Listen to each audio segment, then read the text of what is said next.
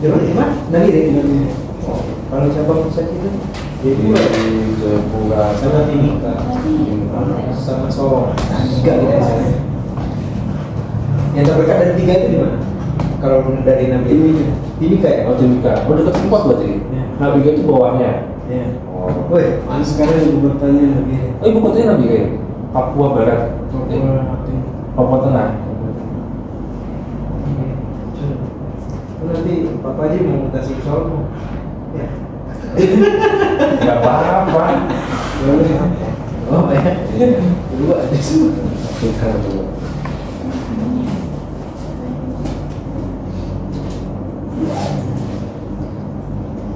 Terus mungkin dibuka dari teman-teman monggo. Dijelasin dulu teknisnya gimana nanti, Mas. Ya, output yang dipengen teman-teman apa? Apa? Cuman aku spoiler dulu ya, kemarin juga sempat ada teman-teman menilai yang sini terkait terkait TSR, terus terkait kenapa aja kalau lupa loh. Oh ya terkait TSR lah, terkait soal perusahaan, terkait legalnya lah. Gitu. Nah, so nanti dari aku sama Mas Anwar, pengennya coba nanti teman-teman nyampainya jangan template baca ini ya, jadi lebih umum aja, jangan tanya satu bagaimana suatu organisasi keuangan, perusahaan, kayak gitu. Yang dibuat fullnya dapat gitu loh, dimasuk-masukin aja nanti, tapi jangan terlalu saklek ke sini karena kalau saklek pasti susah dapetnya nanti. Kayak Ngomongnya santai aja, karena kalau kaku kalau kemarin itu. Iya. Gitu sih, ini semua dibuka dulu. Oke, sebelumnya terima kasih ya Kak untuk kesempatannya kepada kami dari mahasiswa FEB Unila untuk bisa melakukan wawancara di PT United Tractors ini. Jadi sebenarnya dari kami ingin melakukan wawancara terkait dengan materi seputar CSR, kemudian legalitas, dan juga apa saja sih yang terdapat di perusahaan ini gitu Kak, mulai dari struktur organisasi, kemudian hukum bisnisnya itu seperti apa gitu Kak. Mungkin bisa dimulai dari teman saya, Kak, yang pertama mungkin dari Siapa? Mau beli? Yang pertama dari saya. Oh. Iya Kak. Oke, sebelumnya selamat siang Pak Ya. Anwar. Ya. Sebelumnya perkenalkan nama saya Silke dari Otansi Unila. Jadi kalau di bagian saya ingin bertanya terkait dengan hak kekayaan intelektual yang ada di United Tractor ini, khususnya di cabang Bandar Lampung ini ada atau enggak, misalnya kayak hak cipta, hak paten, merek atau dan lainnya. Ada apa? Waktu Pak Haji. Oke, terkait hak paten atau paten ya tadi ya, yang kita paten ya. Nah kalau di kami sebenarnya duty itu ya bisa dibilang manajemen cabang itu yang ada manajemen cabang yang ada di Lampung ini ataupun di seluruh Indonesia ya yang ada duty-nya. Kalau di cabang itu ngurusnya spesifik untuk jualan unit, jualan spare part, sama servisnya, jasa kayak itu, sama ngurusin legalitas yang ada di cabang sendiri. Nah terkait brand ini kan kita brandnya adalah Komatsu, Bika, saya, Buma, sama Sadamo kayak gitu. Nah yang mengurusin legalitas secara besarnya itu ada di head office kayak gitu. Kalau terdaftar nggak di haki berarti ya pasti terdaftar, cuman yang ngurusin ada di head office Jakarta kayak gitu sih. Berarti urusan mengenai hal tersebut nggak ada di bagian sini ya? Iya, itu. Serius beli. Beli minum ya. Iya, udah tanya kali. Aus pagi. Yang tanya aus. Tanyanya banyak kan? Iya. Kalau kita tidak santai aja. Kita lagi nanti ada berat ya. Kalau tetap yang kita. Oke.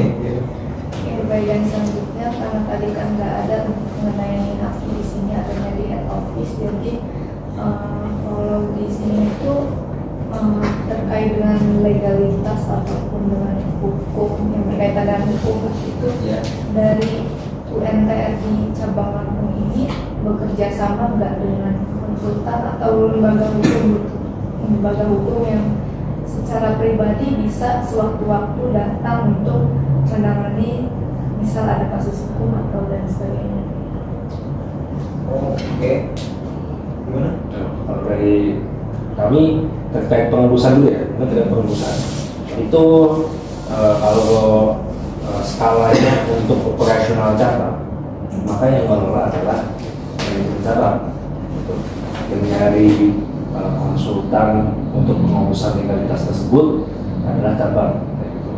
Cuma nanti ketika ada suatu case terkait legalitas perusahaan putar di cabang, di head office kami itu ada function atau bisa dibilang divisi namanya GLD, Group Legal Function. Gitu. Nah, GLD ini masih internal duty.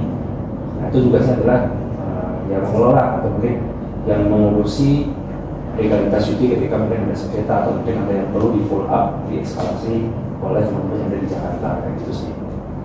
Nah, tentunya di GLD sendiri ada konsultan lagi di luar dari tim yang ada di UT ya pastinya untuk memastikan bahwa dari semua legal yang ada di UT baik di cabang seluruh Indonesia itu ya pasti clear gitu sih, pasti ada. Cuman kalau untuk tadi pengurusan misal ada sengketa tetap yang mengurus nanti di tim AO, ada grupnya sendiri, ada fungsinya sendiri yang ngurus itu. Nah, sama tambahan. Tadi kan ditanyakan perihal kerjasama dengan konsultan. Iya. Kalau kita mulai dari kayak kan kita kan ada namanya setiap perusahaan yang baru sendiri kan berjalan itu mesti ada dokumen sendiri namanya UPR. Nah itu kita kerjasamanya sama konsultan, tapi bukan bentuk kerjasama berkepanjangan.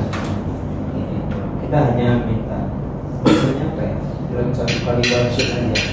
Jadi begitu udah jadi ya udah kita nggak ada keterkaitan lagi. Nah, cuman memang dikembalikan lagi kalau misalnya ada case-case tertentu ya kan, kita kembalikan ke tim legalnya di head office.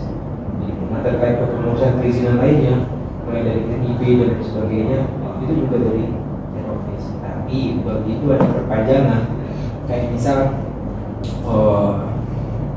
apa ya kemarin ya perpajakan ya, itu kan ada perizinan reklame. Nah itu kita ngurusnya dari cabang karena kan perizinnya perpanjangan. Gitu. Nah kalau misalnya mentok ya udah kita kembali ke head office baiknya gimana? Biasanya sih gitu. Baik, terima kasih jawabannya Pak. Berarti kembali lagi ke head office.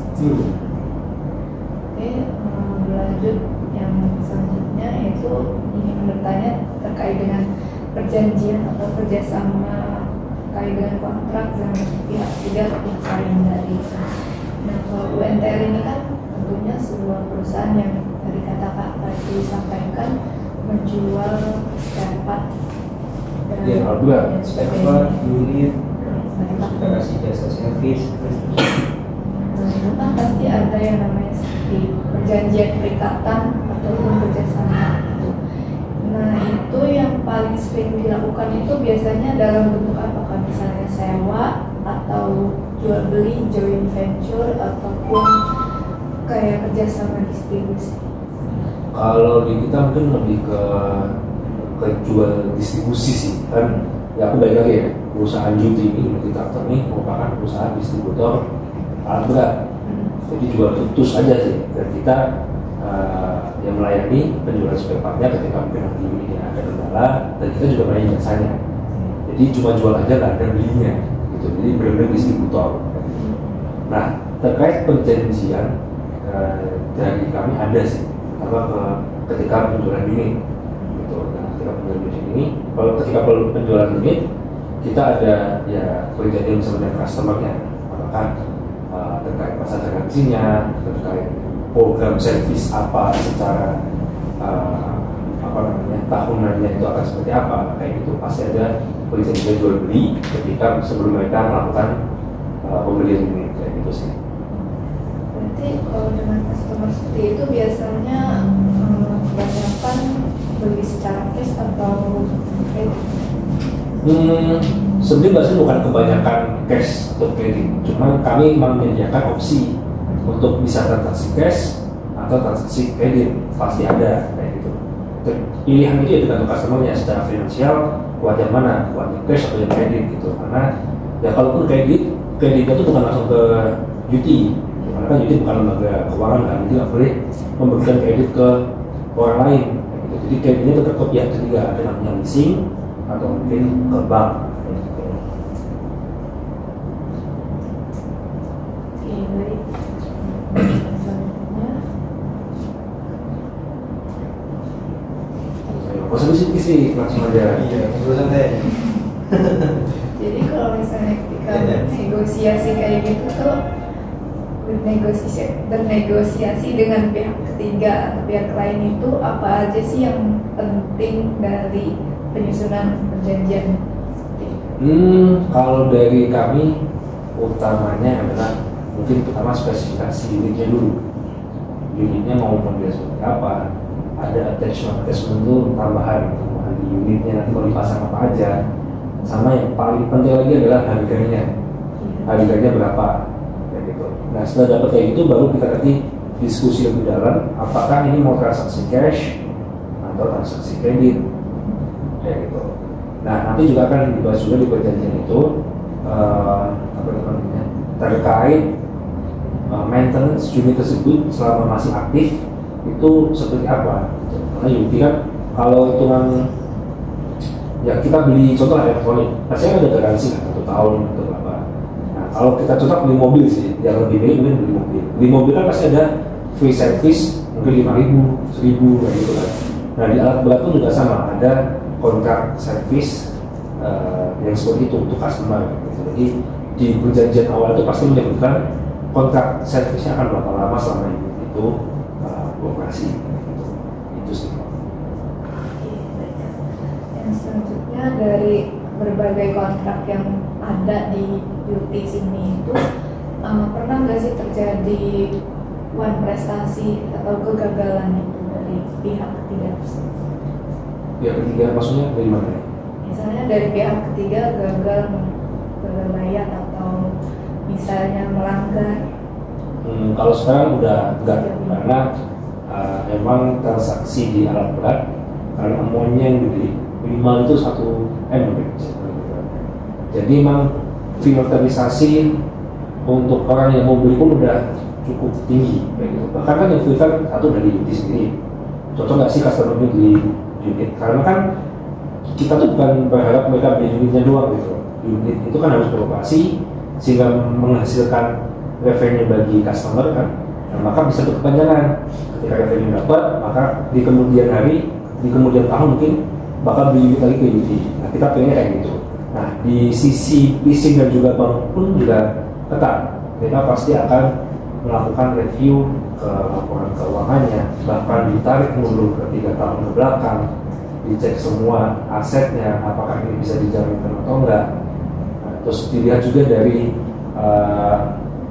financial customer-nya di saat itu, kira-kira cukup nggak sih buat membiayai cicilan per bulannya kayak gitu sih. Jadi kalau untuk sekarang prestasi itu mungkin bisa dibilang minim atau bisa pun ada sih, karena emang filternya udah ketat banget. Berarti selama ini baik-baik aja ya? Iya. Oke, jadi selanjutnya yang ingin saya tahu itu kalau di sini kan kata-kata tadi kan berjual unit untuk penyelesaian. Nah itu tersedia di sini atau misalnya kita menghubungi head office dulu supaya datang ke sini dulu atau bagaimana Pak? Kalau kita untuk spare part mayoritas di sini, apalagi kan kalau spare part itu pasti ada planningnya. Oh si customer ini bakal maintenance. Kalau di kendaraan biasanya kilometer dan kilometer sekian. Kalau di alat berat itu namanya AM, hours meter, jam kerja mesin. Gitu. Nah itu bisa kita planning. Oh di mungkin 5.000 AM unit ini tuh perlu part ini. Nah, itu bisa kita planning. Jadi kita jadikan di sini. Nah tapi kalau buat unit, apalagi karena posisi UT di sini itu di Lampung dekat Jakarta, maka unitnya itu ada di yardnya, yaitu gudang yard di Jakarta. Itu karena ya ketika aku buka jam break, ketika kita stok di sini, itu costnya bakal double, cost kirim Jakarta ke Lampung ke customer. Sedangkan kalau kita stok di Jakarta, stoknya itu langsung dikirim dari Jakarta ke customer. Jadi ongkosnya cukup sama dan itu lebih murah sih.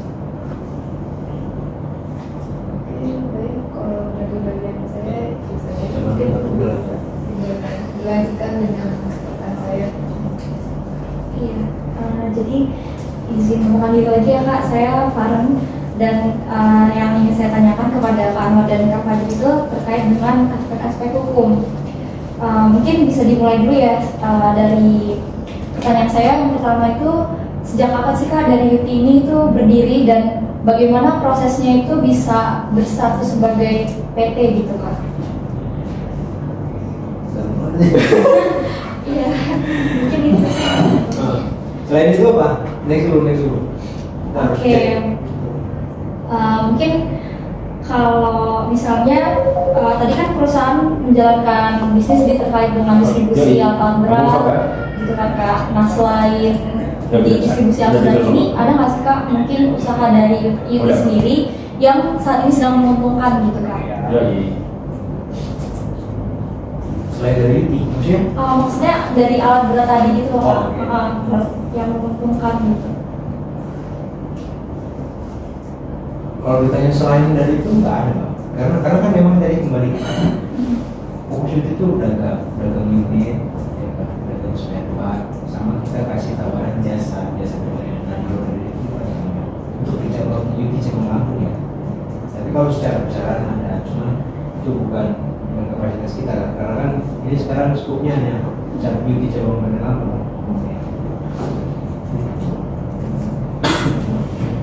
Baik, mungkin untuk pertanyaan yang selanjutnya Kak, perusahaan ini sudah pernah memiliki proses merger atau akuisisi nggak sih Kak selama ini? Di Lampung ya? Iya. Oh, nggak ada. Nggak ada. Enak kali ya jawabnya. Ada. Karena kalau aku lihat ya pertanyaan kalian itu terlalu nasional. Nah itu ada di AO. Kalau kalian bicara aku nggak pasti kan. Lalu itu masuk sih.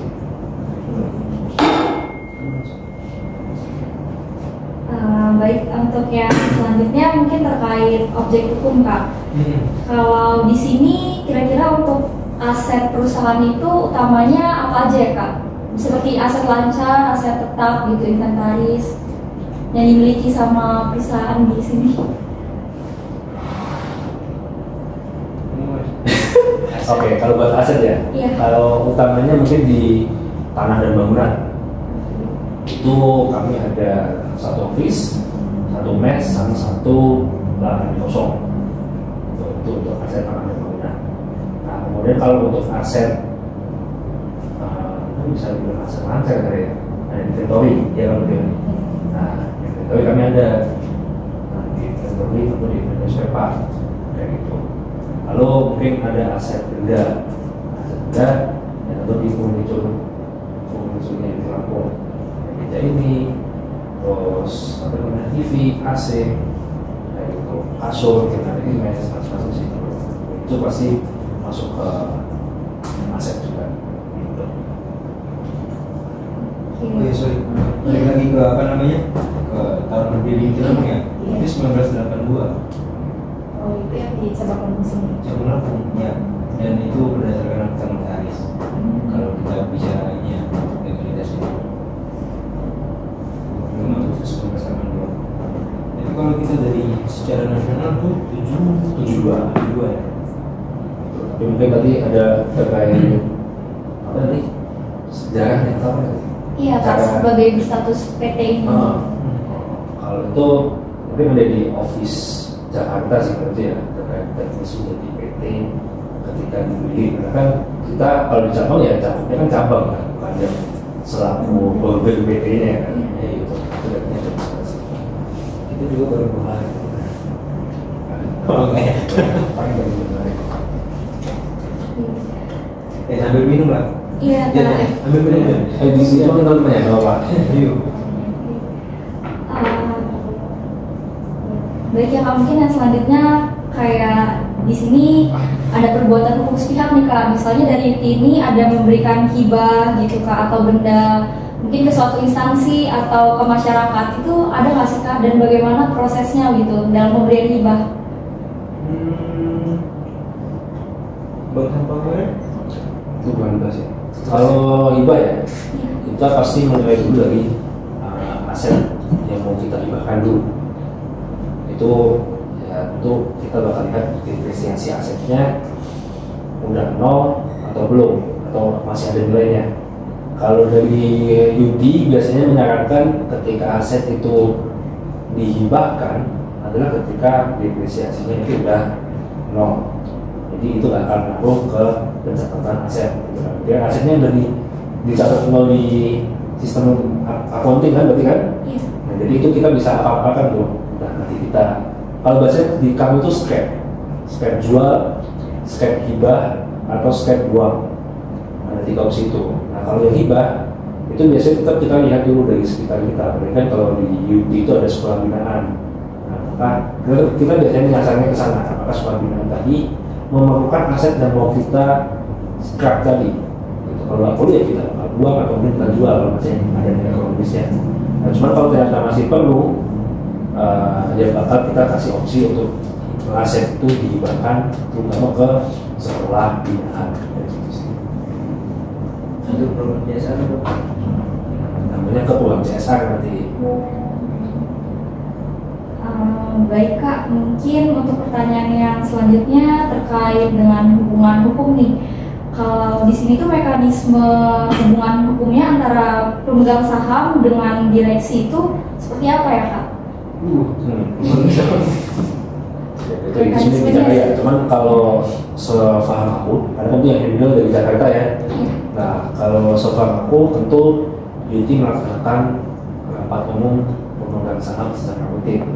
Di mana itu juga menjadi salah satu media komunikasi ke pemegang saham agar ya transparansinya UT dalam menjalankan bisnis dilaporkannya di rapat umum pemegang saham tadi. Itu sih kalau terkait ke pemegang saham. Nah, terus yang perlu diketahui juga pemegang sahamnya UT sendiri kan 51%-nya ada di Astra. Nah, jadi pelaporannya sebenarnya yang punya apa sih pemegang saham, yang pemegang saham mayoritas kan berarti dia yang punya keputusan besar kan. Yang pengambil keputusan berarti ada di Astra. Jadi ya tetap kalau di UT sendiri tetap di handling oleh Astra gitu sih. Masih terkait dengan saham ya Kak. Jadi selanjutnya itu kalau di UT cabang Lampung ini ada nggak Kak investor asing mungkin yang terlibat, dan bagaimana sih proses untuk mereka itu bisa invest di sini gitu Kak? Kalau investor asing pasti ada. Kalau prosesnya jujur aja aku nggak begitu paham sih, itu sih. Cuma pasti ada. Bahkan kan di Astra sendiri ya pemegang saham Astra juga nggak 100% Indonesia gitu. Nah, kalau mau tahu komposisinya perlu lihat dulu seperti komposisi saham di Astra itu yang dipegang asing berapa, yang dipegang lokal berapa. Cuma kalau nggak salah masih asing itu kurang lebih berapa ya? 10%-an mungkin. Perlu dicek dulu sih tapi. Yang selanjutnya ya Kak, kalau terkait dengan peristiwa hukum, pernah nggak Kak mungkin di UT cabang Lampung ini pernah terjadi kayak pelanggaran hukum misalnya yang dilakukan sama pihak-pihak eksternal atau pihak ketiga gitu Kak? Dan bagaimana sih cara mengatasi pelanggaran tersebut? Apakah memang melalui tim HO atau tim legal gitu Kak dari UT cabang Lampung itu? Kalau untuk pelanggaran hukum, Iya, dari pihak eksternal. ya eksternal ya. Sebenarnya kalau di Lampung nggak ada sih. Cuma kalau berkaca di cabang lain, ya sempat ada beberapa yang omongan lah ya gitu. Ada yang sharing gitu terkait kita menghadapi hukum gitu. Tetap karena ya biar satu suara tetap yang handling penanganan hukum itu ada di tim legal tadi. Dia selaku pendamping hukum cabang ketika cabang mengalami mungkin bisa dibilang sengketa hukum kayak gitu ya. Nah, itu sih tetap didampingi oleh tim legal karena ya yang punya dan yang paham terkait teknis penanganan hukum pasti ada di tim legal tadi sih, divisi legal.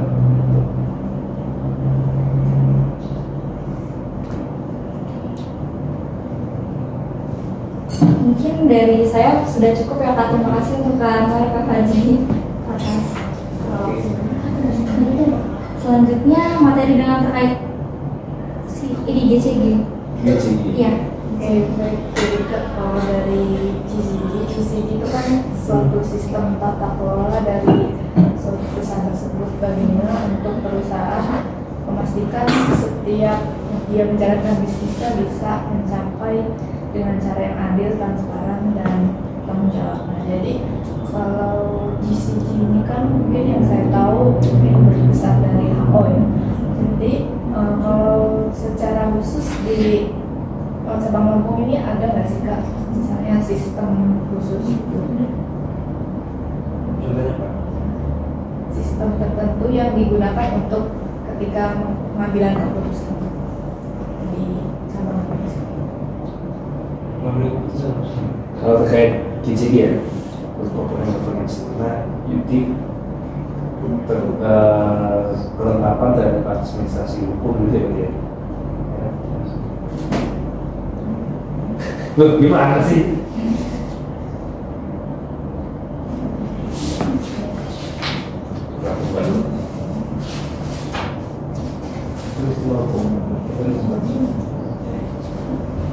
Oke.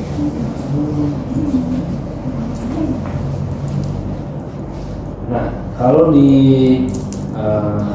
UT sendiri terkait GCG ini mungkin kalau dari head office tuh lebih mengenalnya ke mungkin ESG juga sih, ESG, environmental, social, governance. Nah, GCG ini masuknya ke sisi governance-nya, ada keterbukaan terhadap ya semua yang ada dilakukan oleh UT itu masuk bisnisnya ke ya, hal yang luar lah kayak gitu.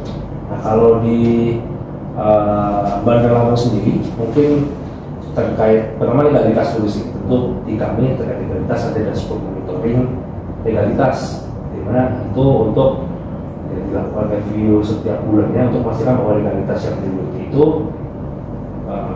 terpenuhi, nggak ada yang expired dan sesuai dengan aturan yang berlaku gitu. Lagi nanti tetap ada dikonsultasikan ke pihak ketiga untuk melakukan perlengkapan terkait legalitas yang ada di UT. Nah, yang kedua mungkin terkait keterbukaan di UT sendiri. Nah, kalau di kami setiap bulannya itu kami ada laporan sustainability report. Itu laporan terkait apa aja yang dihasilkan oleh UT, baik dari sisi revenue, dari sisi sampahnya, dari sisi limbahnya, itu kita laporin semua. Bahkan sisi kecelakaan kerja pun kalau ada harus kita laporin ke head office. Nah, itu. Tapi untuk keterbukaan tetap ada di head office yang membuka data itu. Nah, kalau di cabang Lampung sendiri, mungkin keterbukaan terhadap UT-nya itu bisa dilihat dari mungkin Instagram kita, atau mungkin ketika UT ada kegiatan, UT Lampung ada kegiatan, biasanya kita tetap ada report ke media, kayak gitu. Tetap media itu menjadi salah satu partner di mana untuk mensosialisasikan kegiatan yang ada di Lampung, gitu. Baik secara bisnisnya maupun di luar bisnis, karena di luar bisnis pun UT ada kegiatan, terutama di bagian CSR-nya. Itu sih. Misalnya dari sisi pengungkapan kepada head office itu dari UT ini, UT cabang Lampung ini tanggung jawab pengungkapan ke head office-nya apa saja? Sustainability informasi siapa aja? Oh, itu biasanya by data. Jadi kan saya posisinya sebagai HR officer. Nah, yang mana HR officer itu environment social responsibility. Artinya saya punya scope 2 job desk, dari sisi EHS atau K3, kemudian dari sisi lain itu CSR. Maka saya tipnya apa aja. Nah, setiap bulannya atau per kegiatannya untuk CSR ya, kita report ke head office, bisa melalui media sosial kayak Instagram dan lain sebagainya, kita tag head office, atau dari WA group yang khusus untuk teman-teman ESR. Nah, dari situlah nanti si VP head office yang merekap semua data, baik cabang Lampung, misalnya ada cabang Sorong, ya kan, atau site report gitu kan jadi satu. Nah, keluarlah nanti di akhir tahunnya itu namanya sustainability report. Iya, laporan keberlanjutan, ada di link trackersnya, ada website, ada website dikonsolidasikan dari iya. cabang. Jadi laporan di UID itu secara tahunan bukan cuma laporan keuangan. Kita dilihat modal satu ya laporan keuangan doang. Nah, padahal di UID itu juga ada laporan berkelanjutan di mana UID itu yang melaksanakan kegiatan lain di luar bisnis yang menunjang keberlanjutan bisnisnya UID. Kalau dibayangin ya percuma kita jualan alat berat, tambang, batu bara, bakar, polusi gitu kan. Cuma kita imbangin dengan menanam pohon mungkin, atau mungkin kita nggak bermanfaat buat masyarakat sekitarnya. Masyarakat sekitar tetap miskin buat apa? Nah, poinnya inti untuk laporan ini ya itu menunjukkan bahwa itu ya sisi bisnisnya jalan, sisi sosialnya tetap seimbang. Oke, jadi berkaitan dengan tadi pengeluaran tersebut. Nah, jadi di cabang ini kira-kira pemangku kepentingan itu selain dari direktur itu, direktur dan masyarakat itu siapa saja ya? Pemangku kepentingan, stakeholder. Iya. Kalau kita dilihat dari sisi ring 1 ya, ring 1 itu kan kita cakupannya kelurahan. Nah, itu Pak Lurah, stakeholder pertama. Itu masyarakat itu termasuk. Kan sampai biasanya selain masyarakat, ya kayak Pak Lurah, ya kan. Kemudian ada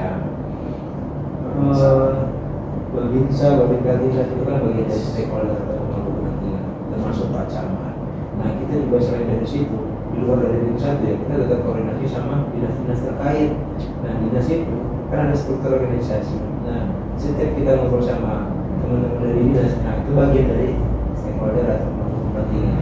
Kadang dari buah stakeholder itu ada kegiatan CSR, kayak misal apakah penanaman pohon kan, atau misal penjajakan UMKM dan lain sebagainya. Jadi bukan hanya masyarakat ya, bukan hanya masyarakat. Terus lingkupnya terkait dinas mungkin lingkupnya bukan cuma kota aja, kota Lampung aja, bukan kota Lampung aja, cuma lingkupnya sekarang ke ranah provinsi. Karena ya cakupan di Lampung ini meskipun kelihatan kecil ya, cakupannya itu sampai ujung-ujung gitu. Satu provinsi Lampung kita melayani. Bahkan kita bisa CSR dimanapun itu sama masih di provinsi Lampung. Jadi kita tetap koordinasi sama dinas terkait dengan provinsi sih ke depan. Oke, yang berkaitan selanjutnya berkenaan dengan struktur organisasi itu di akhir nanti kira-kira kita boleh nggak ya Kak untuk minta data bentuk strukturnya seperti apa? Oke. Sambil dulu nih. Belum. Yang satu kan mau coba. Ya. Tolong siap. Di balik Apa bantuan aja.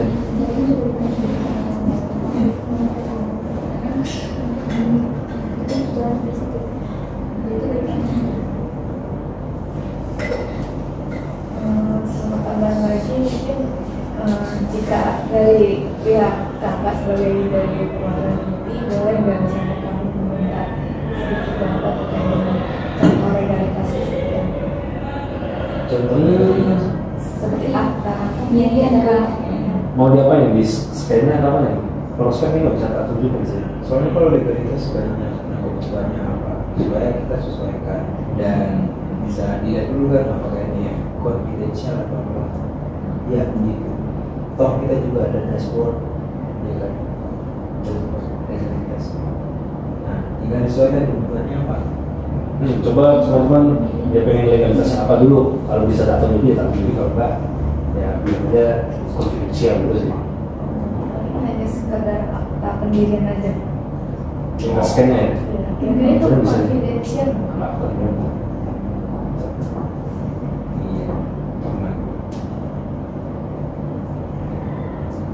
Akta notaris kan? Iya. Selanjutnya dari kami ingin bertanya tentang bagaimana sih UT Lampung ini pengelolaan risiko dan risiko macam-macam. Risiko apa nih? Kan banyak banget. Kalau dari sisi ASI ada risiko kejahatan, cuma kan nilai dari itu apa? Risiko apa? Lalu terserahkan dirimu nanti ke bisnis ya aku sana. Berdampak sama jasa. Karena kan gini, Jadi buktinya coba. iya, pada prinsipnya kalau kita melakukan CSA itu banyak banyak keluarannya. Nah, salah satunya kita mencegah adanya resiko bersentuhan langsung sama masyarakat sekitar. Makanya kita adakan program jasa yang justru membantu atau seenggaknya mengurangi dari keluhan-keluhan masyarakat di sekitar. Yang kayak kata papanya tadi, kita bukan hanya dagang loh, tapi kita pengennya itu bermanfaat juga untuk masyarakat sekitar. Nah, kalau kita punya resiko bersinggungan langsung sama masyarakat, ya kita ada program jasa yang berdampak langsung di masyarakat. Tapi kalau bicara dengan risiko kecelakaan kerja, ya memang kita ada, makanya fungsinya ada Malaka 3 di sana kan. Tapi memang di setiap kecelakaan yang ada itu kita report ke Eropa, dan keluarannya nanti juga dipublikasikan ke Astra. Nanti Astra kalau ada report tahunan untuk di-share ke seluruh pemangku kepentingan gitu. Nah, cuma pertanyaannya ini Pak, resiko bisnis kan, kalau resiko bisnis berapa sih? Jadi resiko bisnis. Oke. Kalau resiko bisnis ya, kalau di kami itu setiap bulannya pasti ada financial report, gimana? Itu bisa kita terjemahkan dari masing-masing cabang tuh. Nah, cabang Lampung dengan kondisi financial kayak gini di tahun lalu di bulan yang sama, namanya day to date ya. Day to date yang sama, kondisinya mungkin lebih berkembang di tahun lalu, kok bisa sih kayak di tahun ini mungkin agak turun gitu. Nah, itu kita melakukan evaluasi dari financial plan tadi, strategi apa yang bakal kita ambil buat bulan depan dan mungkin bulan sampai akhir tahun kayak gitu. Nah, itu buat memastikan bahwa resiko bisnis yang ada terkait financial, terkait sales dan jualannya bisa ya tertanggulangi lah kayak gitu. Nah, mungkin ketika salesnya itu kita coba buat strategi gimana sih kita masuk ke customer yang mungkin belum masuk ke belum masuk ataupun belum membeli Komatsu. Itu kita pasti diskusikan setiap bulannya kayak gitu, sehingga bisnisnya itu bisa berjalan dan juga ya bisnis pasti maunya untung kan, kayak gitu. Kita memastikan bahwa itu sih.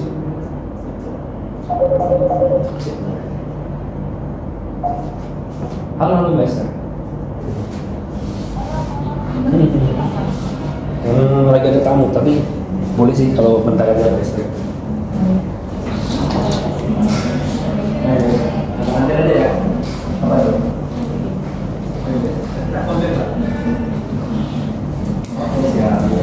Ini minum Esther. Iya, sambil dulu. Santai Pak, minum dulu.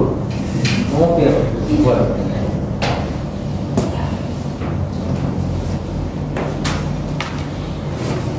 Boleh. Thank you banget.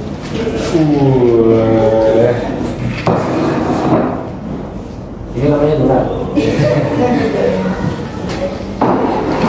Siapa tahu kan ya? Tahu kan? Makasih ya. Iya. Oke. Karena dari khas Lampung ya. Ayo diminum dulu. Kita break dulu. 30 menit. Minum dulu. Ayo diminum dulu. Mbak. Tuan dulu. Tolong tuan. Ayo tuan. Yuk, kamu minum ini. Terus aja. Ini airnya beda sama air di tempat lain. Ayo tuan.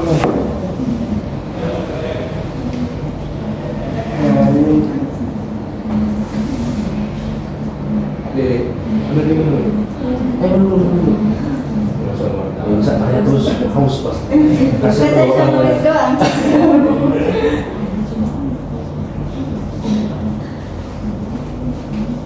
Bisa nggak mas?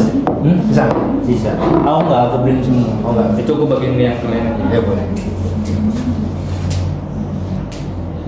Yang belum satu kamar. Iya. Manis juga.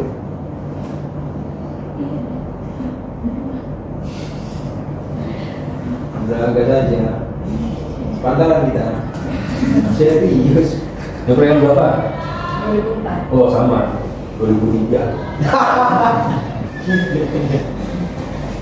Sama 2000. Nggak sama kok, kita kami 2000-an juga. Serius. 2003 ya?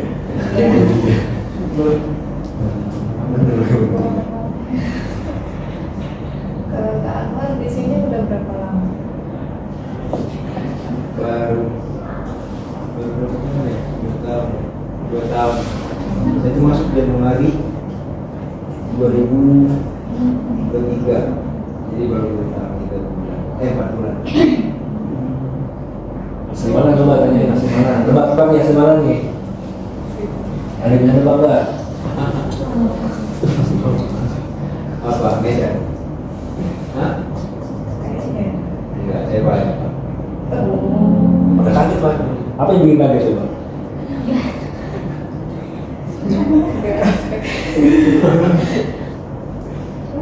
Tapi memang rombongan saya kan sebelum Taskia, Iya. mikirnya saya orang Medan, orang Palembang. Jauh dong, jauh lah, jauh dong.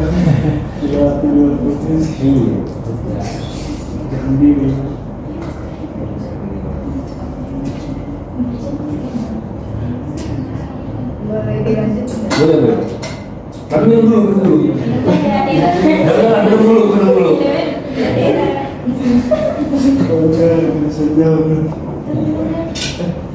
Atau mau yang ada rasanya? Kopi atau teh?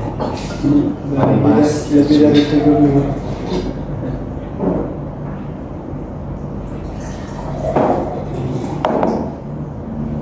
kalian ini satu kelas ya? Iya, tugas kelas gitu. Oh, tugas kelas.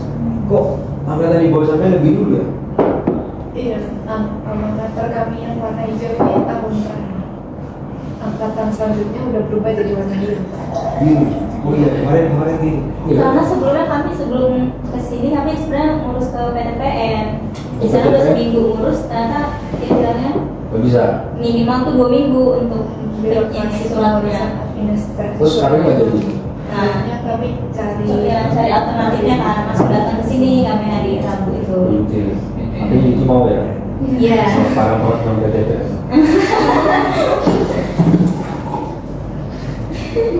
Mungkin kalau mereka dari awal udah ngerti, jadi dia orang udah lulus dari awal, makanya lebih duluan kan. Iya, ramai juga kelasnya. Kenapa kalian nggak mau pas jawabannya dari mereka? Gak seberapa ini juga sih, gak seberapa kenal. Saya sebenarnya cuma kenal salah satu yang di foto itu. Gengsinya Andika.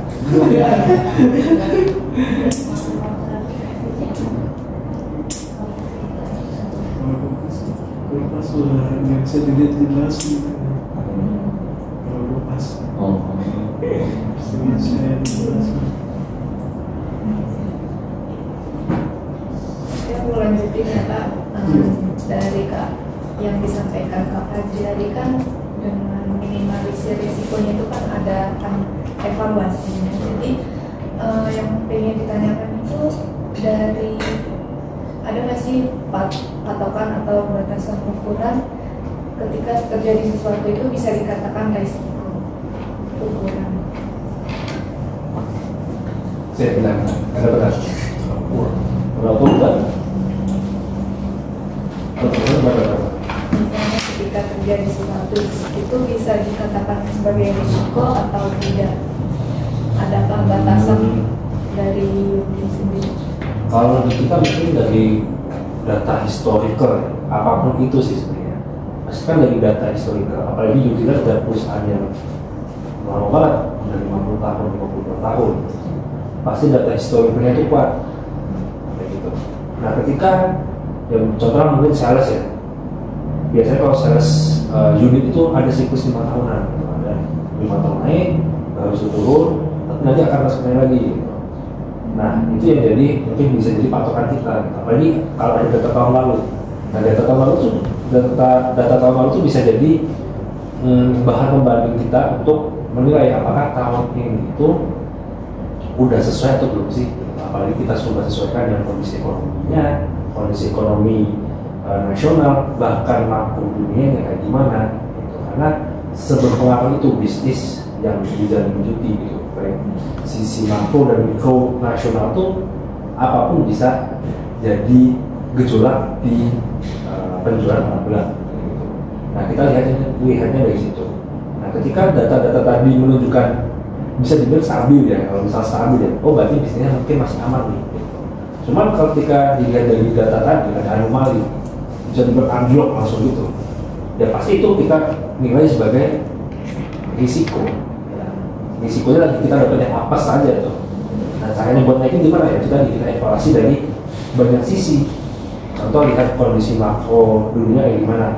US kemarin ekspor impor ada ya tarifnya dinaikkan gitu. Nah, itu juga ngaruh juga ke bisnis yang beauty gitu. Dan strategi apa yang WT yang perlu dibahas lebih lanjut kayak gitu. Nah, karena ya itu tadi bisnisnya alat berat itu paling alat berat kan nggak murni 100% dibutuh di Indonesia. Ada yang membeli dari luar, supaya partner juga kayak gitu. Dan coach USD itu sangat butuh dengan ya penjualannya gitu ini. Apalagi kan gitu kan skopnya bukan cuma di Indonesia aja.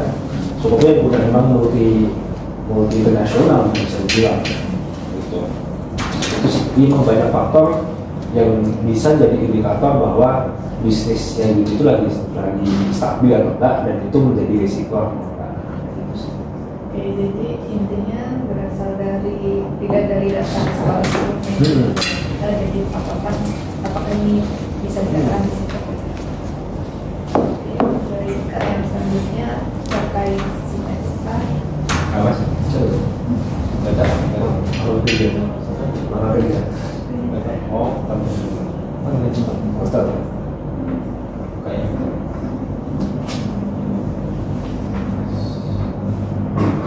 Ya, ambil. Terus aja ada kayak orang lain aja.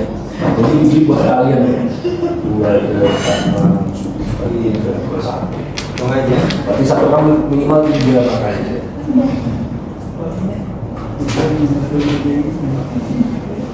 Biasanya kita nggak makan nasi lagi.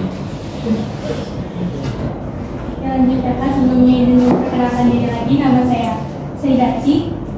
Panggilannya? Seidaci. Bener-bener saya nggak ada dia aja. Boleh. Boleh. Oke Sari. Nah, Terus. saya ingin bertanya tentang CSR. Tadi kan sudah disebutkan kalau di sini sudah menerapkan CSR seperti hibah tadi, salah satu contohnya. Iya. Untuk hal lainnya dalam bertanggung jawab baik terhadap karyawan, konsumen maupun pemegang saham, apa saja sih program CSR yang sudah dijalankan, khususnya di Bandar Lampung ini? Oh, oke. Mungkin ini menjawab dari pertanyaan berikutnya ya. Jadi UT secara nasional itu punya 5 pilar CSR. 5 pilar ya. Pilar pertama itu UTRIS namanya. Nah, nanti bisa di cross check di website ya. Jadi UTRIS itu hubungan sama lingkungan. Nanti lingkungan yang dimaksud kayak implementasi yang udah kita jalanin ya. Itu penanaman pohon. Lebih banyak penanaman pohon.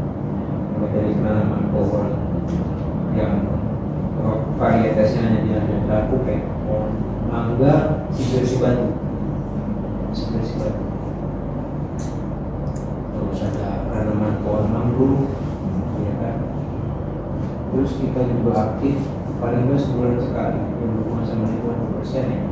Kita bergandengan sama kelurahan dan satu. Jadi kan programnya Bunda Eva itu di setiap hari Jumat ada kegiatan aksi susur sungai, bersih sungai bilangnya. Cuman berhubung kita di Gunung Baru itu nggak ada sungai, jadi di setiap hari Jumat pasti ada aksi bersih. Nah kita support di sana. Kita turunkan teman-teman mekanik atau anak-anak siswa, ya kan? Atau kita kasih berupa minuman dan lain sebagainya. Gitu. Nah itu yang benar. Sama terakhir kita menanam mangrove ya mas, berapa pieces? 200 di ekowisata. Ekowisata mangrove Cukunini. Nah, itu yang terakhir. Kayaknya nanti saya sama Kaniko itu nasional. Hari lingkungan hidup internasional, nasional di Juni. Kita nanti ada pengarahan kerjasama. Nah itu UTRIS untuk masalah lingkungan. Terus pilar yang kedua itu future, artinya berhubungan sama pendidikan. Nah, kita sejauh ini future itu program kerjasama antara kita dunia usaha dan sesama sekolah-sekolah. Kita punya 2 sekolah binaan. Pertama di SMK KP Gajah Mada Metro di Metro, sama satu lagi SMK Negeri 1 Teginan. Gitu. Nah, bentuk kerjasamanya itu kalau secara besar namanya SOBAT, Sekolah Binaan United Trackers. Nah, di bawahnya turunannya itu ada 14 program. Ya, mulai dari program guru utama. Apa sih guru utama? Nah, program guru utama itu kita kayak sosialisasi tentang community profile, tentang program-program CSR yang ada dari United Trackers, sama kita ke teknisnya. Kan dari Gajah Mada Metro itu kan ada jurusan teknik alat berat. Nah, jadi kita datangkan instruktur kita, kebetulan pengajar di sekolah, di school ya, itu kita datangkan buat ngajari siswa di sana, mungkin pengenalan tentang tools untuk perbaikan unit, ya kan, atau dari sisi ketiganya kesehatan dan keselamatan kerja, kayak gitu. Nah, itu salah satu program sobat aja. Belum lagi ada hibah yang dimaksud sama Pak Kadir tadi. Kita terakhir hibah, kita perdana hibah itu genset. Kemudian yang terakhir kemarin kita hibah apa ya? Tandon air ya, tandon air bersih. Gitu. Nah, sama itu kan dua sekolah binaan ya. Jauh daripada itu kita udah ada sekolah sendiri. Mungkin beberapa teman-teman yang udah kopi lah ya. Kita ada UT School namanya. Jadi UT School itu sekolah yang dibentuk untuk mempersiapkan calon-calon mekanik muda yang nantinya akan ditarik ya, maksudnya ditarik sama anak usaha UT atau mungkin sendiri atau anak usaha Astra atau bahkan dari nasional. Tapi sifatnya enggak ikatan dinas ya. Mereka di sekolahkan selama 1 tahun, 4 bulan pertama mereka di kelas belajar teori, kemudian 8 bulan berikutnya mereka UJT, kemudian kembali lagi untuk presentasi perusahaan gitu. Dan itu gratis. Pun kita rekrutmen keliling selama 10 hari.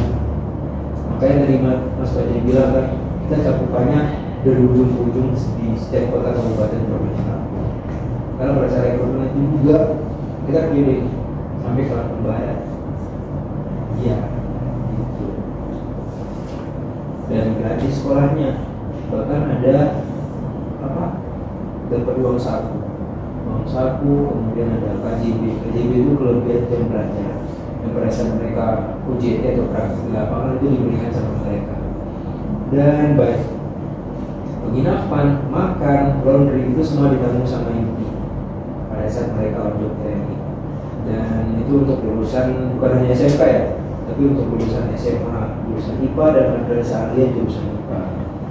Nah, itu dari sisi pendidikan atau UT Future. Terus ada 3 lagi ya, 3 lagi itu ada UT Care. Nah, UT Care itu berhubungan sama kesehatannya. Ngantuk. Nah, berhubungan sama kesehatan. Kita di ring 1 itu ada 2 posyandu binaan. Nah, tujuan kita membina tuh ya kita kasih PMJ, pemberian makanan tambahan, supaya kita menjaga atas program yang dicanangkan sama Bunda lagi. Itu program Zero Stunting. Dan alhamdulillah sudah 4 tahun berjalan. Kan 2 tahun saya di sini, 2 tahun sebelumnya kan ada senior saya. Itu Zero Stunting. Pun kalau misalnya ada anak resiko stunting dari satu kita, sebelum dia masuk fase stunting udah kita ada program preventif kayak pemberian telur, susu, vitamin dan sebagainya. Dan itu kerjasamanya sama puskesmas sama ada bidangnya ditutup dari puskesmas untuk standby di masing-masing posyandu. Jadi setiap bulannya itu 1 kali kan kegiatan posyandu. Jadi dalam 1 bulan itu ada 2 kali kegiatan kita pendampingan dan pemberian makanan tambahan untuk kader-kader dan balita di posyandu. Ya alhamdulillah sejauh ini zero stunting. Sama sama plus satu lagi U3 itu donor darah. Kita di setiap 3 bulan ya, setiap 3 bulan kita bekerja sama TNI Polisi. Nah, itu udah 3 tuh. Terus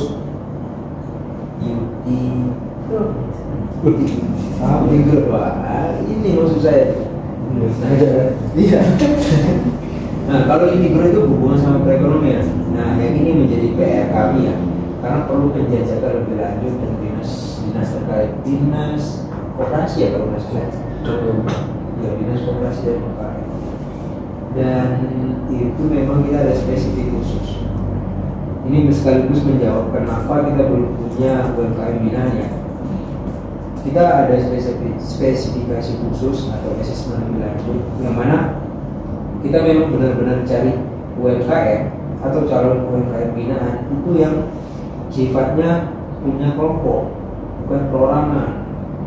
Ya, karena ini tadi namanya program jasa, kita sebisa mungkin memaksimalkan pemberian manfaatnya tadi bukan hanya cukup untuk satu orang atau satu orang yang punya, tapi semuanya. Makanya asesmen awal yang kita laksanakan itu pasti kita lihat dari UMKM ini punya kelompok atau punya individu.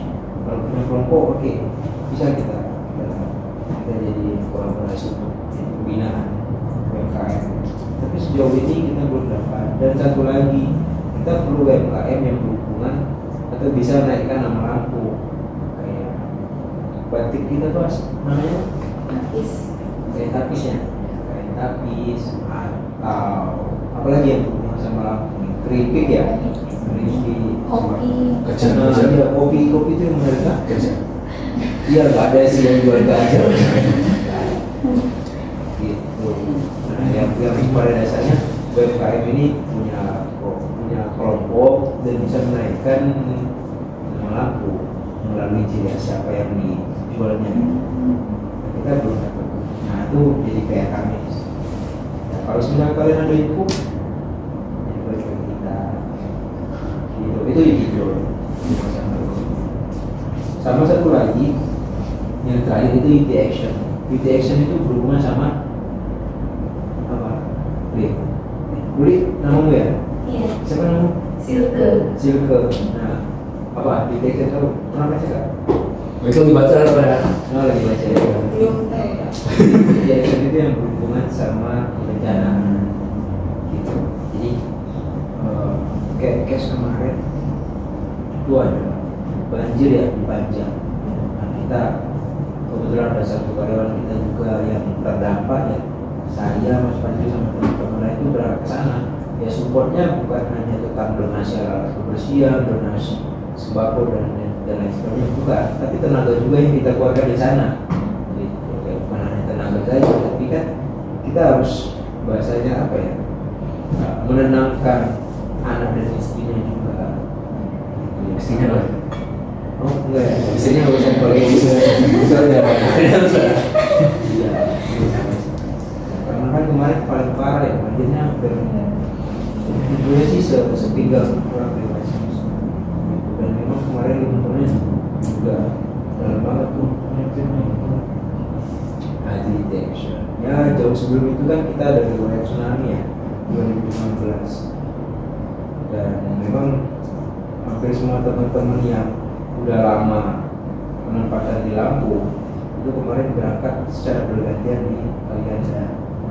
Nah, memang kita teman-teman ini udah dilengkapi sama kepelatihan dari BPBD apa siaga kapal darurat. Jadi memang yang kita harapkan itu orang-orang yang berkompetensi. Nah, pun di sana ya sama kayak pemberian donasi berupa sembako, alat kebersihan. Sama kemarin ada beberapa cerita. Ini saya belum ada di sini ya. Beberapa cerita itu kita ikut support evakuasi.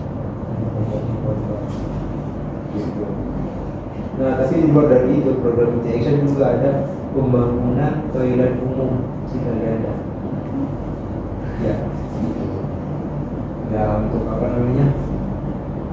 Sebagai apa ya langkah awal buat masyarakat di sana. Karena kan ya namanya tsunami kan hancur semua ya.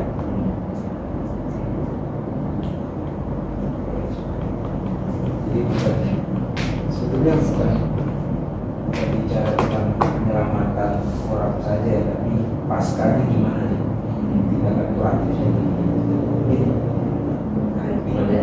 tim sini dikirimkan nggak ke sana? Iya, bukan hanya tim juga, tapi tim semua kan udah naik ke nasional ya. Jadi di setiap cabang dan saya itu ada perwakilan khusus untuk diberangkatkan dari Bukit Lampung ke kalian. Dan memang orang-orang yang berkompetensi yang dimasuki udah ikut pelatihan takap darurat. Jadi untuk program CSR dari UT sendiri ini sudah mencakup segala bidang kan Kak? Iya. Dari pendidikan, lingkungan maupun ekonomi. Nah dari CSR ini sendiri itu tentunya mungkin ada bidang yang mengaturnya sendiri. Ada orang yang bertanggung jawab dalam program CSR yang dilaksanakan. Terus apakah ada struktur kepengurusan yang dimiliki UT sendiri untuk membuat program CSR ini? Kalau secara struktur kita ada Pak. Jadi strukturnya kita merujuk di head office dan memang ada departemen sendiri ya Mas ya. Ada departemen sendiri, departemen CSR namanya. Dan di sana masing-masing teman-teman ya teman-teman di sana udah dipegangin, oh ini sampai pilar unit action, pilar unit dan lain sebagainya. Dan setiap akhir tahun pasti ada plan atau grand plan untuk kita. Artinya secara struktur, job desk dan lain sebagainya itu udah rapi tuh. Tinggal pembagian ke cabang dan saya. Dan kebetulan saya PIC untuk CSR di Lampung. Berarti itu untuk strukturnya sendiri ada di head office? Iya, ya kalau Kalau di struktur kecilnya leader saya Mas Fajri. Kalau untuk minta nanti strukturnya seperti Saya gitu bilang bisa.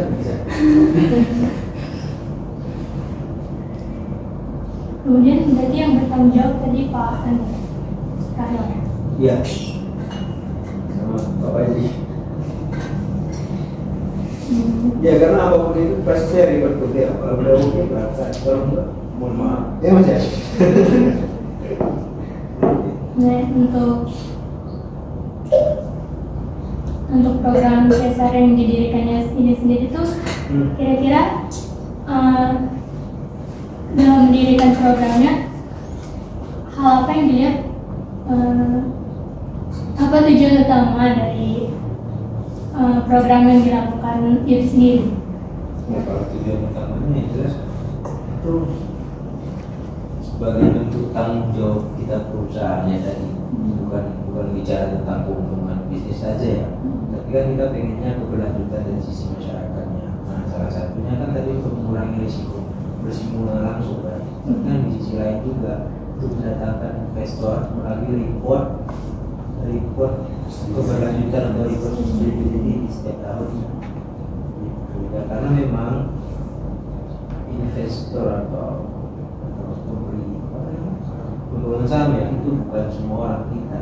Kalau orang luar itu bicaranya tentang keberlanjutan dari perusahaan, dia nggak mikirin berapa pendapatan si perusahaan itu, tapi yang dilihatkan dari sisi keberlanjutan perusahaan melalui program-program jasa yang ada. Itu menarik menurut mereka. Kemudian kalau untuk tolak ukur keberhasilan dari program CSR sendiri ini bagaimana? Tolak ukur ya. Kita biasanya ngirim data mulai 50 ya aktualnya berapa. Kalau lihat dari pengukuran dari sisi mana ya, kita sejauh ini mengukur nggak sih? Cukup, itu yang mengukur biasanya di Jakarta sih, aku lupa namanya. Di Jakarta tuh bisa mengukur kan CSR pasti perlu uang kan ya. Nah, kalau di Jakarta itu pengukurannya canggih. Jadi setiap rupiah yang kita keluarkan untuk CSR itu bisa dihitung berapa dari rupiah yang kita keluarkan untuk CSR tadi bisa kembali ke UP tadi berapa lagi. Aku lupa namanya. Pokoknya adalah kayak itu secara rupiah. Cuma kalau di cabang biasanya kita ya dari program kerjanya sama penerima manfaatnya itu sudah sebanyak apa. Kenapa kita bisa bandingin tuh di tahun ini, di tahun lalu, artinya harapannya setiap tahun pasti meningkat karena bisnis kita pun juga meningkat setiap tahunnya. Jadi secara CSR pun harusnya secara benefit sharing menerima manfaat dari setiap program CSR yang ada di WIDI dan program ini pasti harusnya lebih berkembang lagi kayak gitu sih. Ya, biasanya kita cuma nge-import data. Jadi kan tujuan kita salah satu platformnya itu kan penerima manfaat ya atau beneficiaries ya. Nah biasanya di setiap kegiatan misalnya kayak tadi ada berapa penelitiannya atau orang tua atau ibu hamil yang datang untuk periksa itu kan terinklusi sebagai beneficiaries atau penerima manfaat. Nah itu kita lipat ke head office. Nah selebihnya nanti dari tim head office yang membuat database gitu. Kira-kira dari tahun 2008 per 2024 sama 2025 berjalan ini ada perbedaan signifikan atau enggak? Artinya kita hanya masukkan data teknis kalau ukur ya. Gitu. Jadi kan 5 program CSR itu sudah sesuai dengan lingkungan perekonomian dan juga Apa? pendidikan. Oke. Nah, kemudian kalau dalam bidang CSR untuk tanggung jawab etis sendiri, nah, bagaimana perusahaan menjaga integritas dan etika yang ada dalam menjalankan program CSR ini sendiri, menjalankan bisnisnya. Sorry, saya baru dengar. Biasa etis. Jadi dia Gimana? Jelas dulu. Biasa etis. Dalam menjalankan bisnisnya itu perusahaan harus berkomitmen secara beroperasi secara jujur, adil dan bertanggung jawab terhadap menghormati hak-hak asasi manusia, norma-norma sosial yang berlaku dengan lingkungan sekitar. Seperti tidak melakukan tindak korupsi, praktik bisnis yang adil. Itu mungkin kalau di kami maksudnya ke DSI juga ya, sosial ataupun di government sudah bisa. Jadi dalam menjalankan menjalankan bisnisnya ini sebenarnya nggak ada program yang secara tertulis etika bisnisnya ada etika bisnis itu ada memonya, ada ketentuan yang menuliskan bahwa kita berbisnis itu harus seperti apa, bahkan di karyawan itu harus diatur menjadi karyawan itu seperti apa, itu masuk ke dalam etika bisnisnya beauty. Nah mungkin terkait keterbukaan tadi, kalau di beauty sendiri ada salah satu program namanya mungkin whistleblower system. Kalau mungkin teman-teman udah pernah dengar whistleblower system, dimana itu adalah sistem keterbukaan dari teman-teman beauty bahkan ke karyawan, siapapun itu karyawannya, baik itu yang ada di staff, mekanik atau mungkin bahkan OB, itu bisa melakukan pelaporan terhadap semua tindakan kecurangan yang ada di beauty itu, mungkin di cabang ya, gitu.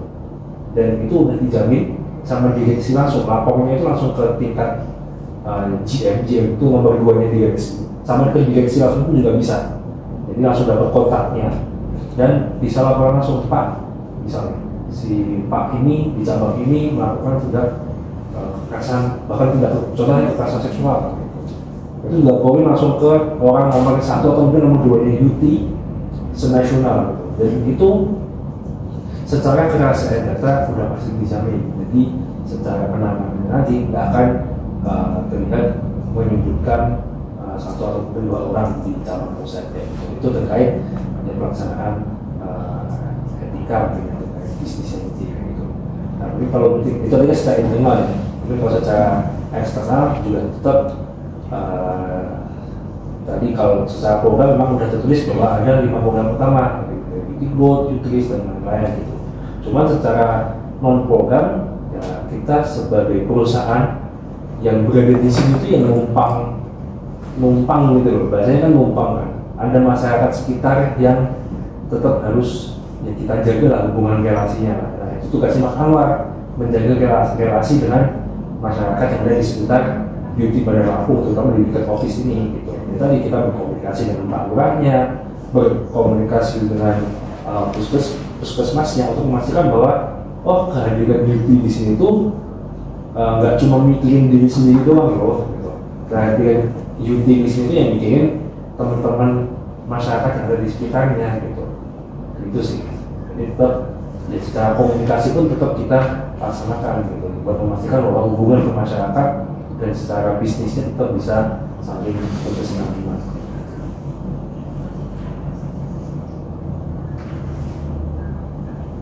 Nah, dari program-program yang dijalankan tadi ini, apa saja sih tantangan yang kira-kira dihadapi dalam menjalankan Pertanyaannya, tantangan dalam menjalankan JSR?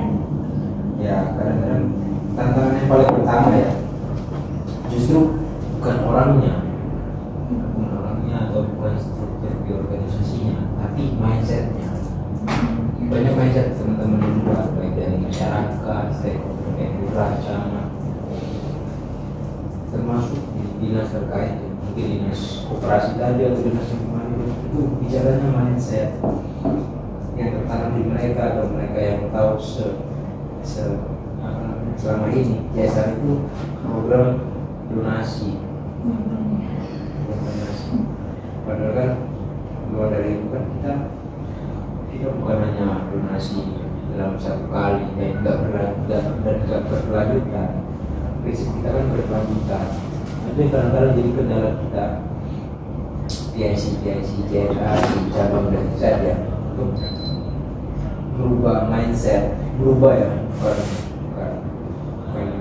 tapi merubah mindset mereka. Gimana caranya JSR ini bukan hanya donasi dalam satu kali, tapi berkelanjutan, yang mulai dari program-program tadi yang kayak saya sampaikan tadi. Itu yang jadi kendala kita. Kalau kita udah cerita panjang lebar, kan terus dikembalikan lagi, emang UID nggak ada donasi apa kayak ke kita? Oh nggak ada. Tantangannya itu mindset dari masyarakat sendiri. Iya, masyarakat mindset dari apa ya? Dari stakeholders. Kemudian dari tantangan tersebut itu gimana cara kakak mengatasinya? Kita benar-benar kita ceritakan biar mungkin mereka apa ya, mereka paham kan bahwasanya apa yang mereka pikirkan selama ini ya salah. CSR Beauty itu udah terbentuk kan mulai dari 5 pilar tadi. Dan kalau bicaranya kayak masalah jasa itu, masalah uang dan lain sebagainya, mohon maaf, mending kita komunikasi di lain waktu buat tenangkan dulu. Karena itu kalau bicara mindset, kadang-kadang kalau kita ngobrol sama orang lebih tua atau bahkan jauh ya, kadang kita remeh karena kita berpresentasi, kita udah jelasin remeh bahwa jasa itu gini di luar dari situ normal ya, tapi tetap aja kadang-kadang itu wis. Kalau kayak gitu ya mending kita cari calon-calon yang lain, ya kayak calon UMKM lain misalnya, atau dinas-dinas lain yang mungkin bersinggungan juga sama satu hal ini. Ya kalau bicara mindset, makanya saya bilang itu tantangan terbesar kita tuh PSI JSR cabang dan site. Seru sih, kita kekeh sama orang dinas misalnya, nggak bisa pak, nggak bisa. Selain itu ada lagi nggak kira-kira tantangan?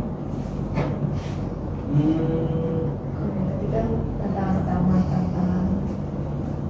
tantangan lain Secara jenis bukan. Kalau tantangan utama ini tadi ya mindset dari stakeholder ya.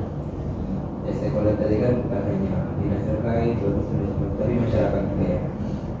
Nah di luar dari itu, selain tadi itu Ini kan programnya sih. Kadang ya variasi program CSR-nya bisa dibilang ya gitu-gitu aja ya Pak ya.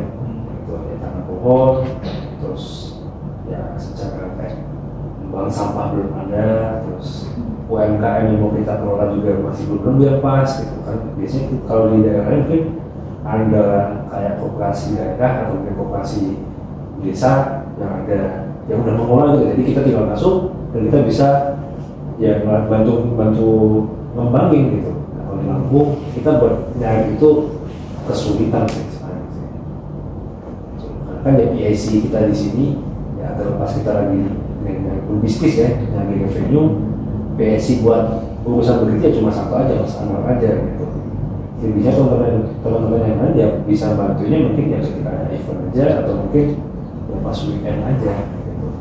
Jadi kan harusnya emang masyarakat kan yang mengelola itu kan. Jadi ketika kita tinggal pun udah jalan.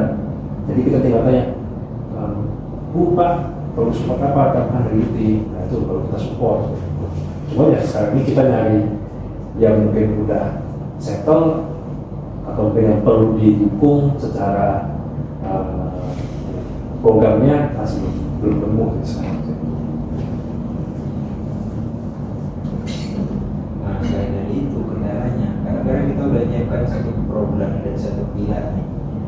Cuman di luar dari itu ada permintaan lain. Padahal sebetulnya program A atau program utama tadi belum jalan.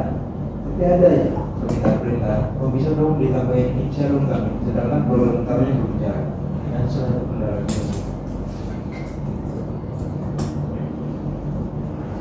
Kalau yang seperti itu cara mengatasinya gimana dari sisi? Ya kekeh aja, sepuasan aja.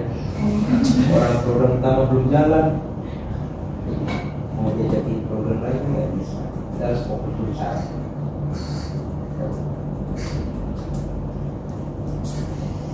Sama ini satu lagi. Kompleks, CSR di Lampung itu kompleks. Bukan hanya program dari 5 pilar UTI, tapi dari perusahaan-perusahaan lain juga ada. Nah kebetulan kan kita UTI itu dapat piagam penghargaan ya Mas ya, dari Badan Pembangunan Daerah. Jadi diserahkan langsung sama Pak Gubernur MD, Rahman Penjani Sosial. Ya. Kebetulan baru 1 minggu yang lalu ya. Nah, memang kenapa saya bilang program CSR di Lampung itu kompleks? Jadi yang udah jalankan program CSR itu bukan hanya ini, tapi perusahaan-perusahaan lainnya. Nah terkadang di perusahaan A itu menjalankan misalnya program, kita sebut aja program bedah rumah. Itu ada salah satu perusahaan di Lampung. Cuma memang kan di program kita nggak ada. Nah terkadang pandangan dari stakeholder itu sama nih program CSR kok dari kita enggak.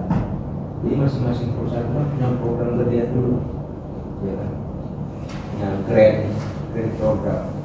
Ya kita nggak bisa sama ratakan walaupun ujung-ujungnya pada dasarnya balik lagi ke SDGs kan. Tapi ya nggak bisa dipaksakan. Kalau mereka memang ada program program bedah rumah ya tulis tunggu aja.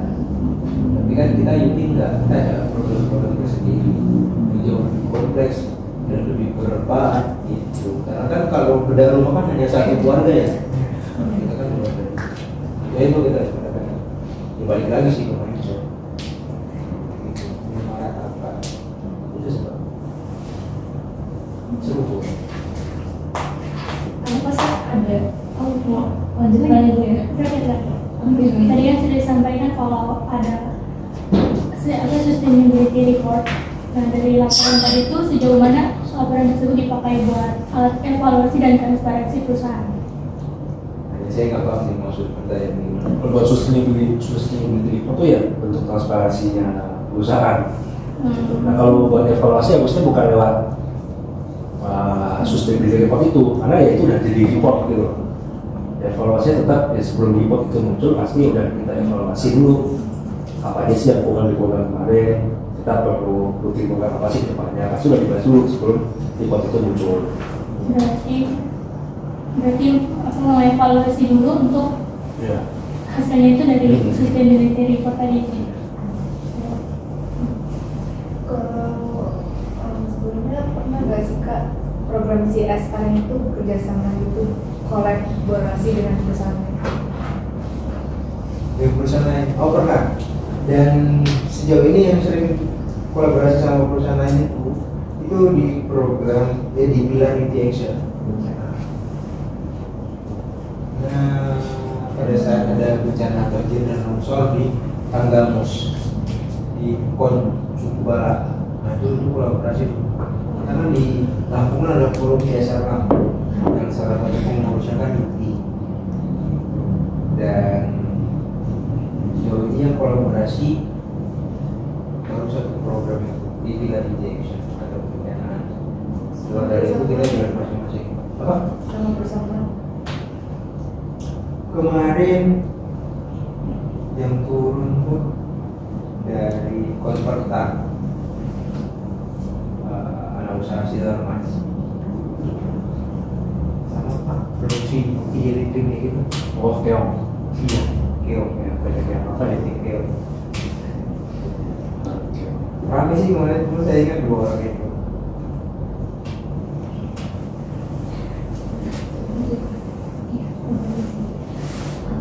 Jadi Kak, mungkin masih seputar CSR juga ya.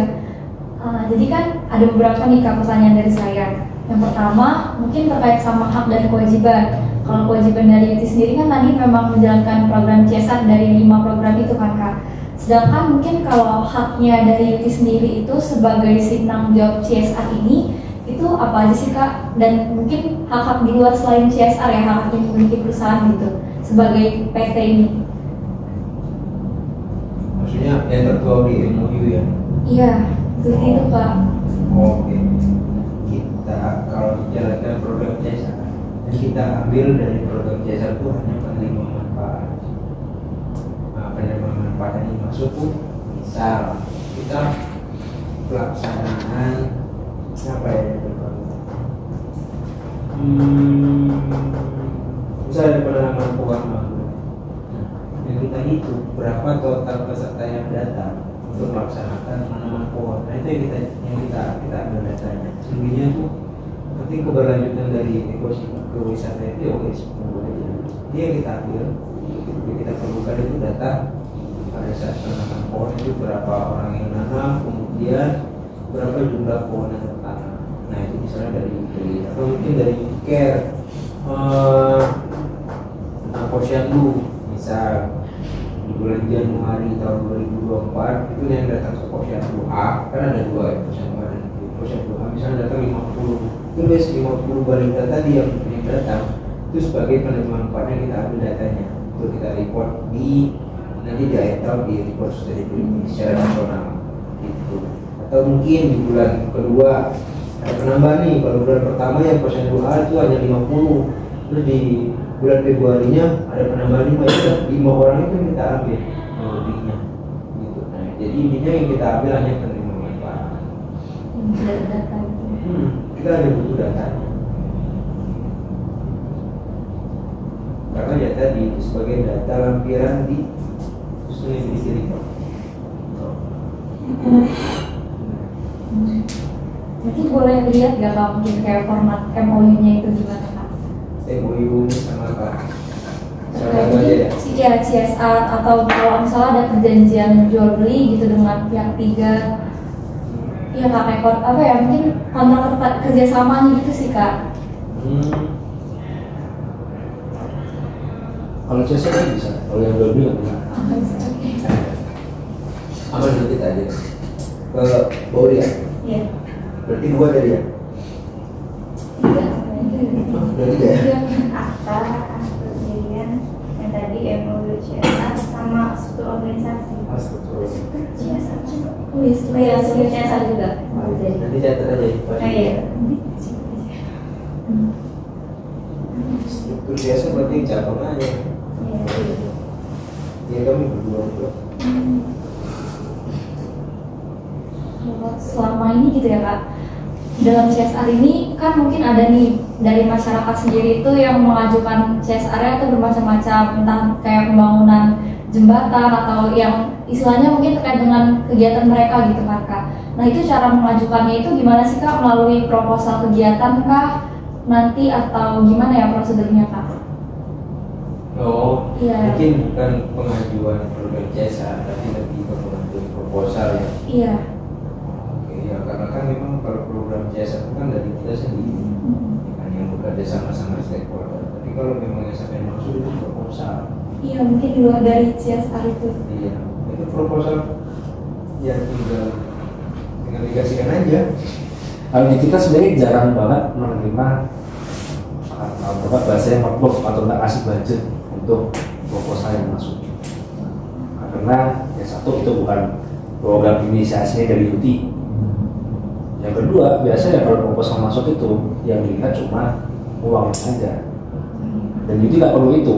UT itu bukan ngasih duit bisa, cuman ya buat apa kalau ngasih duit doang? Malah lebih pengennya berkelanjutan. Kita tuh ngapain aja sih, misal setahun ke depan pengen ngapain aja sih gitu. Kita jarang banget terima proposal gitu. Kecuali kalau ada proposal kolaborasi, misal bulan ini ngapain, bulan depan ngapain, setahun ke depan ngapain, itu kita mau.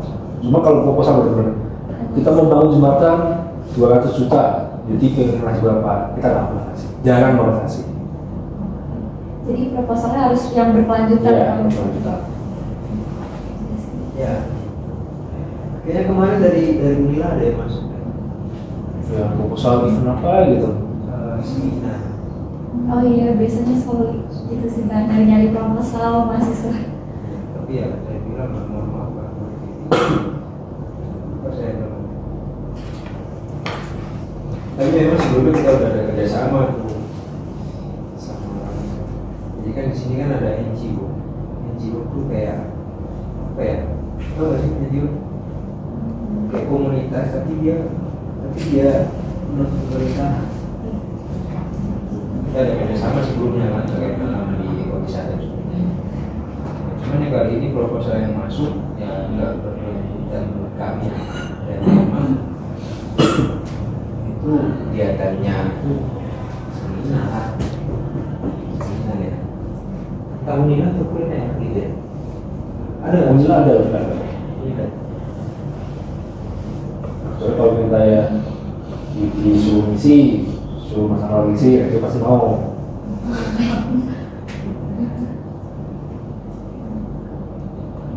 Kak, boleh tanya nggak Kak terkait program magang gitu Kak? Ada nggak sih Kak dari UT ini magang dari mahasiswa gitu, boleh Bagus. di sini? Ada, bagus. Kalau dari kami namanya apa? Praktik kerja industri gitu. Dari sama apa ternyata di undang-undang itu ada juga istilah mahal praktik